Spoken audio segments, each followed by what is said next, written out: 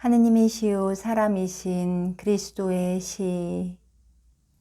예수께서 어머니께 제자들에 대하여 물으신다. 앞에 묘사한 일이 있은 지 2시간쯤 후인 지금 나는 나자렛의 집을 본다. 나는 작은 정원 쪽으로 나 있는 작별의 방을 알아보겠다. 정원에 있는 나무들은 모두 잎이 무성하다. 예수께서는 마리아와 같이 계시다. 집에 기대 있는 의자 같은 돌 위에 나란히 앉아 계시다. 저녁 식사는 이미 끝난 것 같다.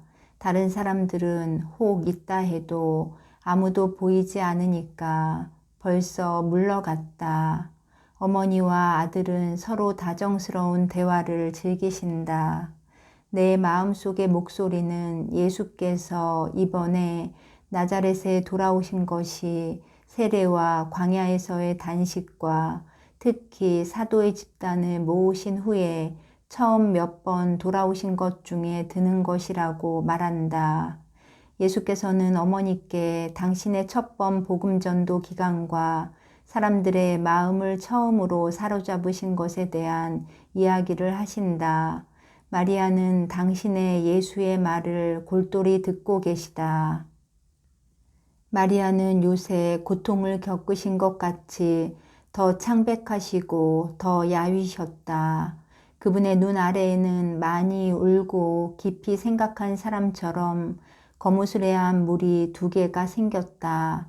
그러나 지금은 행복하시고 미소를 지으신다. 마리아는 당신의 예수의 손을 쓰다듬으시며 미소 지으신다. 마리아는 아들과 같이 있으면서 어두워가는 밤의 고요 속에서 아들과 흉금을 터놓고 이야기하며 있는 것을 기뻐하신다. 무화과 나무에는 벌써 처음 익은 열매들이 집 근처에까지 늘어져 있는 것을 보면 여름인 것이 틀림없다. 예수께서는 발꿈치를 들고 일어서서 그중 몇 개를 따서 가장 잘 생긴 것들을 어머니께 드리신다. 무화과의 껍질을 정성스레 벗겨서 아래쪽으로 젖혀서 드리니 그 껍질은 마치 안쪽은 희고 바깥쪽은 보랏빛이 도는 꽃잎을 가진 꽃뿌리 속에 있는 붉은 줄이 쳐진 흰 봉오리인 것처럼 화관 형태를 이룬다.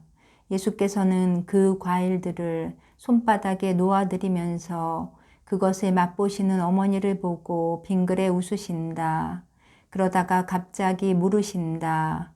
어머니, 제자들을 보셨지요? 어떻게 생각하세요?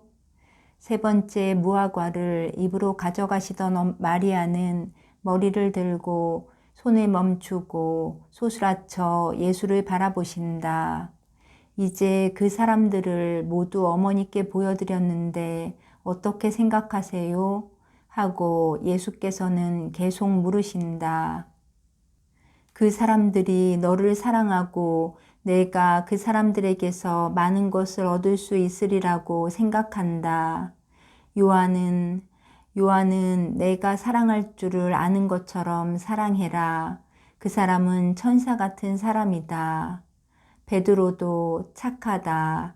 나이를 더 먹었기 때문에 더 거칠지만 솔직하고 확신이 있는 사람이다.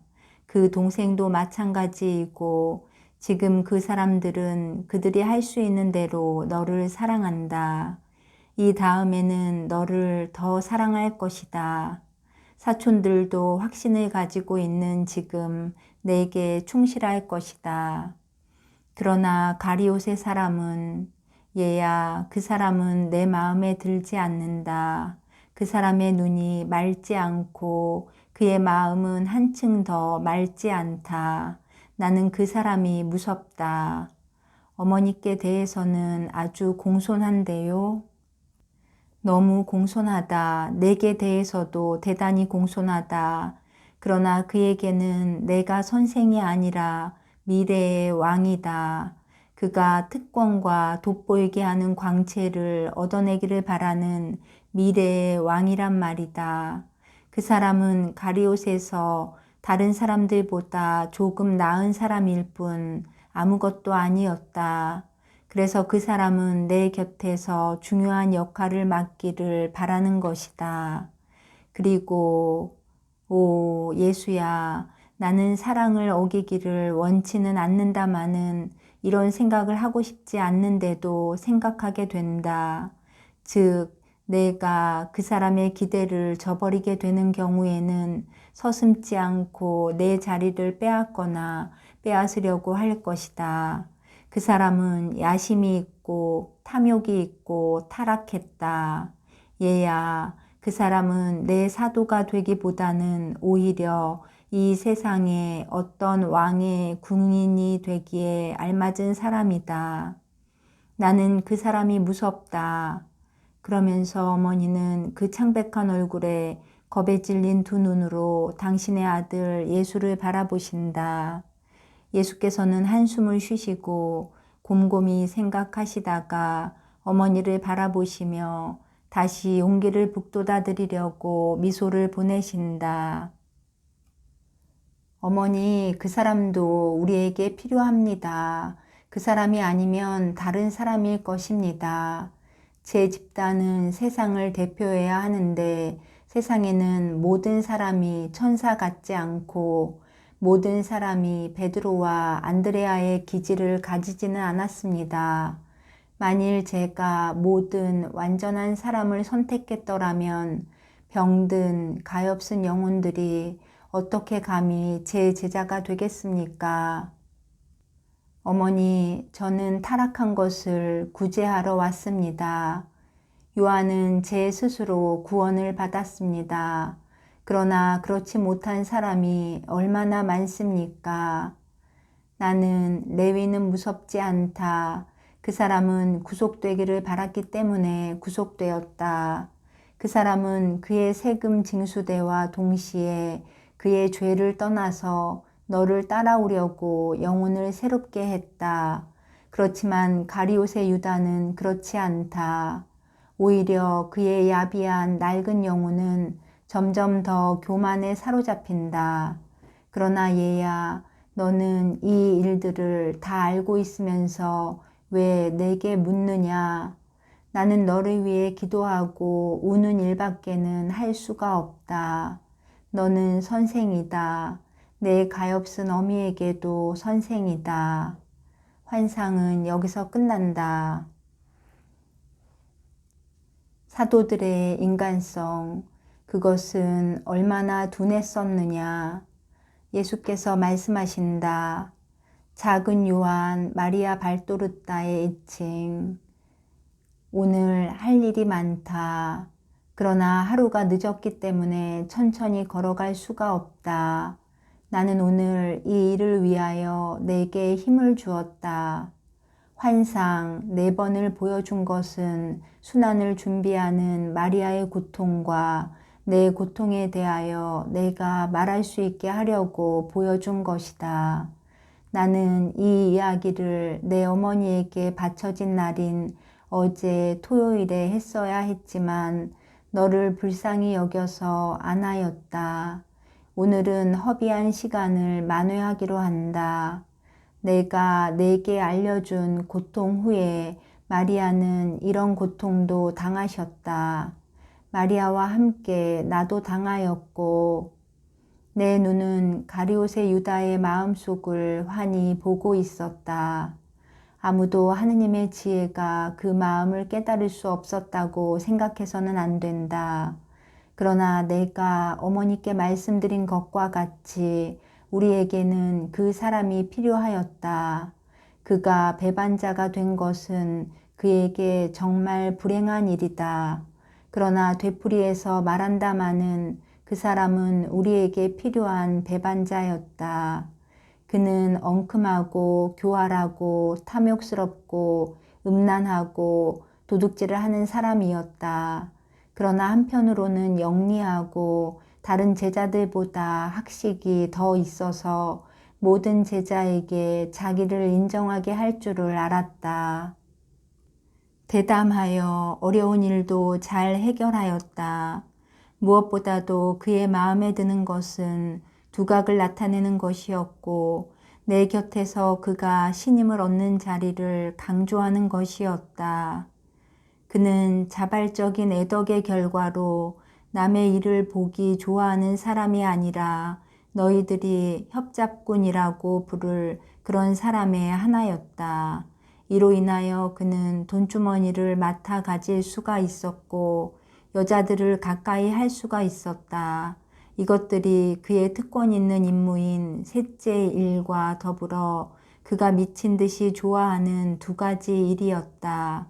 깨끗하고 겸손하고 세상 재물에서 초탈하신 내 어머니는 이 교활한 사람에 대하여 혐오감을 느끼지 않으실 수가 없었다. 나까지도 소름 끼치게 하였다. 그런데 아버지와 성령과 나만이 내가 그를 가까이에 두는 것을 참아 견딜 수 있기 위하여 얼마나 큰 짐을 져야 하였는지를 안다. 그러나 이것은 나중에 설명해 주겠다. 마찬가지로 나는 사제들과 바리사이파 사람들과 율법학자들과 사두가이파 사람들의 저기도 모르지 않았다. 그들은 나를 산산조각을 내기 위하여 그들의 굴로 몰아넣으려고 애쓰는 교활한 여우 같은 사람들이었다. 그들은 내 피에 굶주려서 사방에 함정을 파놓고 나를 잡으려고 애썼고 나를 고발하기 위한 공격 수단을 얻고 나를 없애버리려고 애썼다. 3년 동안 그들은 끊임없이 나를 계략에 빠뜨리려고 하였고 내가 죽었다는 것을 알았을 적에야 비로소 그들의 마음이 가라앉았다. 그들을 비난하던 목소리가 영원히 사라졌던 것이다. 그들은 그렇게 믿었었다. 그러나 그 목소리는 아직 사라지지 않았었다. 그 목소리는 결코 사라지지 않을 것이고 지금도 꽝꽝 울린다. 지금도 꽝꽝 울리고 그들과 같은 사람들을 저주한다. 그들의 탓으로 내 어머니가 어떤 고통을 당하셨느냐. 그리고 나도 그 고통을 잊지 못한다. 군중이 변하기 쉽다는 것은 새삼스러운 일이 아니었다.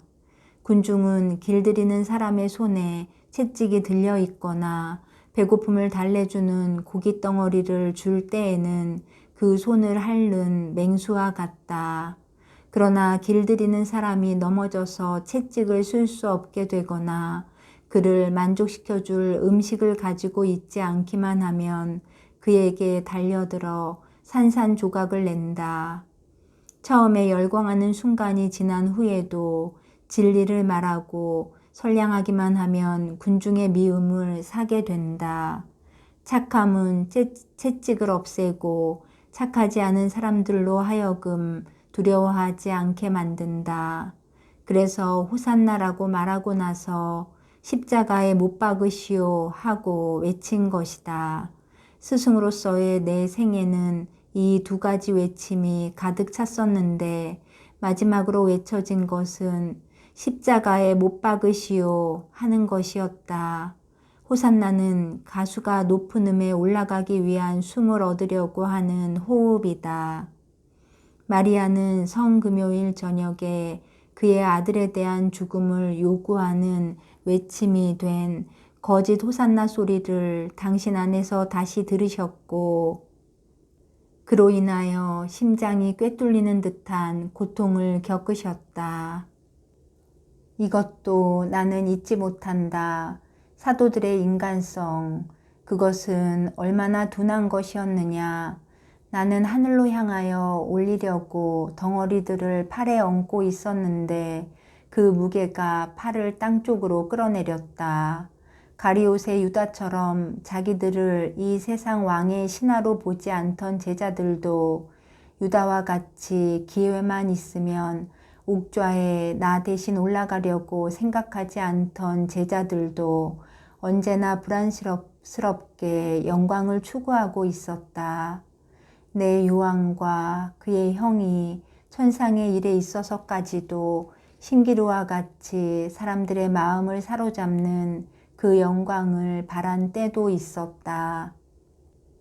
내가 너희들에게 가지지 말라고 하는 것은 하늘에 대한 거룩한 갈망이 아니라 너희들의 성덕이 알려지기를 바라는 인간적인 욕망이다. 또 이것뿐 아니라 너희들을 온전히 드리라고 내가 말한 그분에게 사랑을 조금 드린 것 때문에 하늘나라에서 그분의 오른쪽에 앉기를 바랄 만큼 환전상이나 고리대금업자와 같은 탐욕도 가지지 말라는 것이다.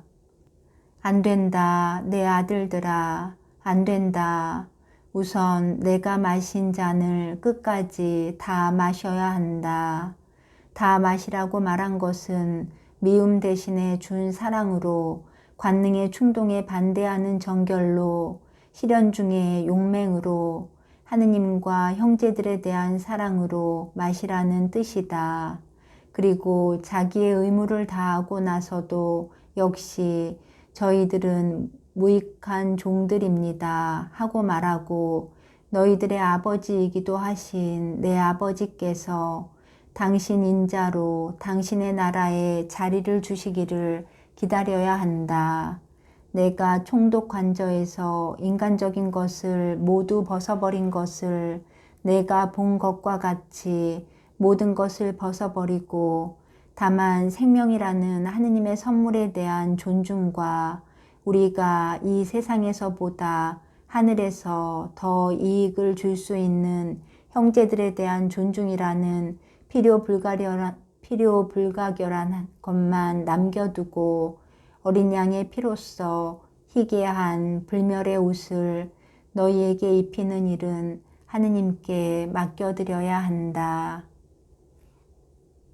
나는 내게 순환을 준비한 고통들을 보여주었다. 다른 고통은 나중에 보여주겠다. 비록 그것이 고통이기는 하였지만 그것을 보는 것이 내 영혼에는 휴식이 되었다. 지금은 그것으로 충분하다. 잘 있거라.